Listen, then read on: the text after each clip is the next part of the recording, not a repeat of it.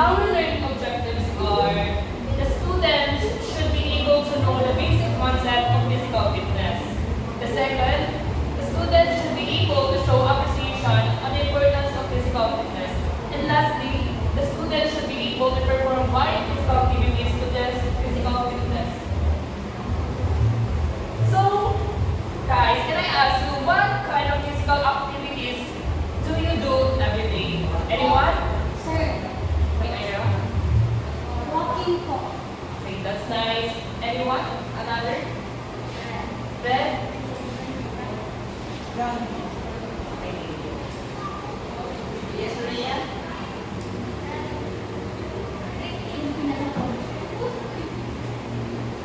Yes, Kyle. Zumba.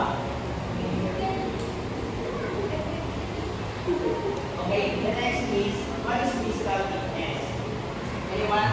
Yes, please. Yes. Physical fitness is the capacity of the body to do activities without undue exertion. Physical fitness can be divided into two distinct categories: components of health-related fitness and components of skill-related fitness. May thank you, Miss Kayla. So, the physical fitness is, ito daw yung ability ng isang tao na gumawa ng ibang activities after nung may, halimbawa, for example, nag-basketball si Red. And after ng basketball, meron pa siyang extra energy to do more other activities. So, yun. And the physical fitness may have a two categories which are the health-related fitness and the skill-related fitness.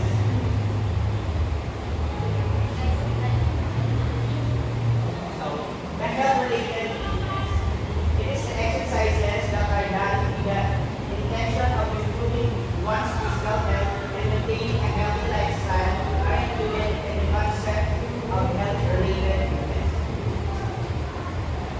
The five components of health-related fitness include the cardiovascular endurance, muscle strength, muscular endurance, flexibility, and body composition.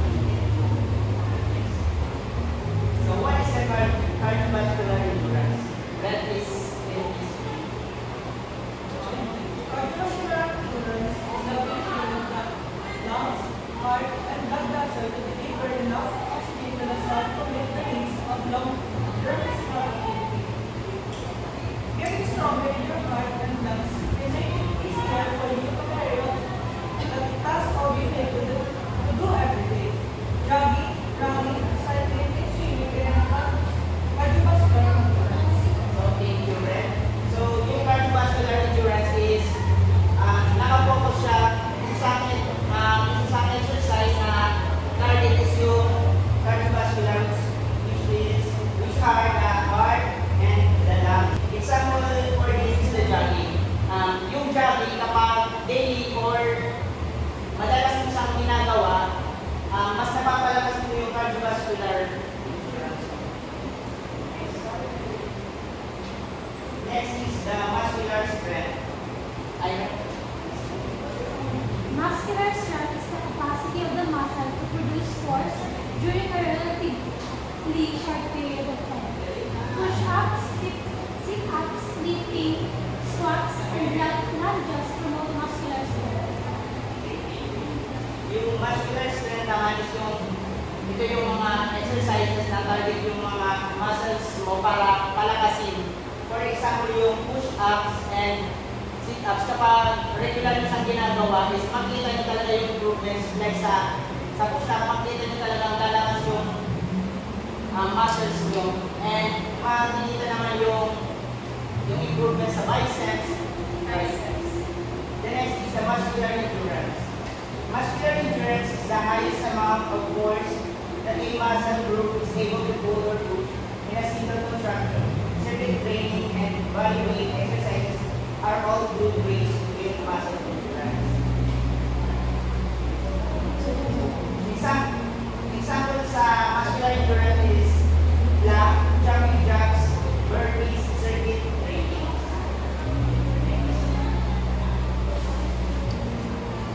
The next is flexibility.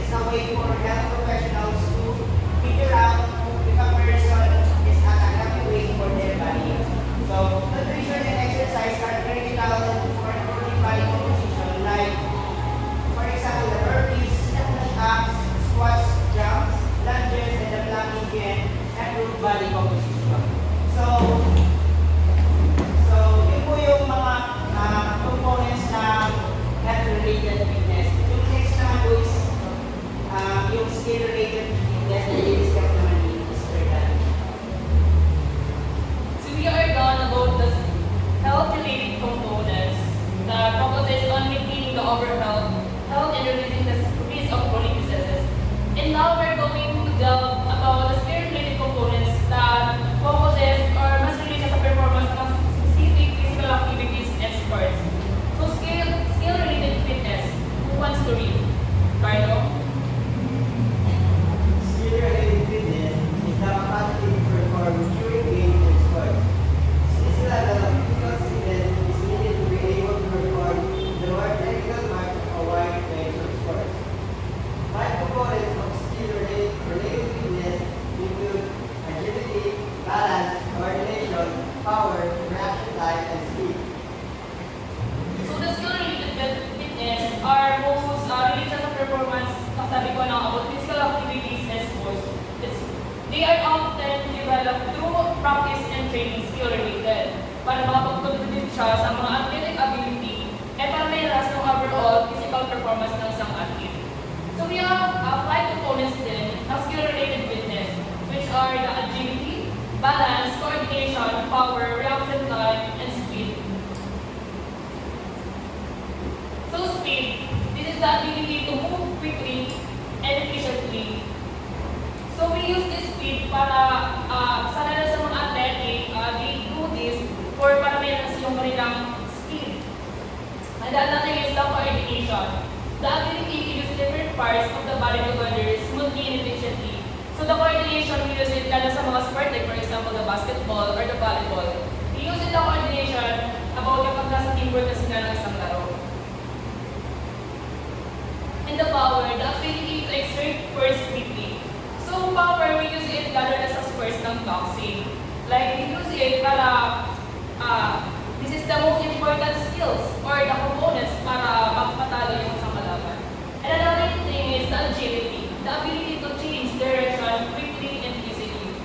So, just like what I said, one of the most important things is agility lalo na sa mga sports for them to win a game. So, the last thing is balance, the ability to maintain equilibrium while stationary or moving. So, there are a lot of benefits of skill-related components na para ma-adapt ng isang athlete or isang person. Like, it enhances their action time para ma-improve yung agility and coordination para to foster reaction times and better decision making in dynamic situations. Another is developing skill-related components in boost confidence and self-esteem, motivating individuals to push their limits. Another is reduce risk of injuries. Enhanced balance and coordination can help prevent falls and other injuries. So the care for one's body and keeping healthy is to love oneself. So if you care with your body, like you have the proper exercises, and you maintain your physical health while maintaining your physical abilities, you will achieve the love for yourself.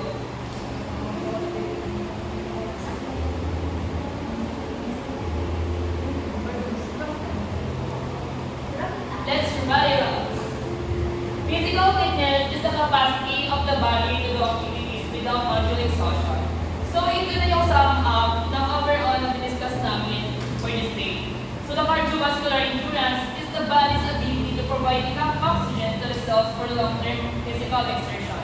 The muscular strength is the capacity of the muscles to produce force during a relatively short period of time. The muscular endurance is the highest amount of force that a muscle's group is able to pull or push in a single contraction.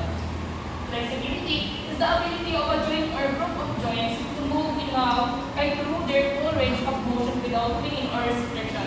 Lastly, the body composition is how much of your body is made up of fat, bone, and muscle. So, for your assignments class, you need to think, observe, list, and plan.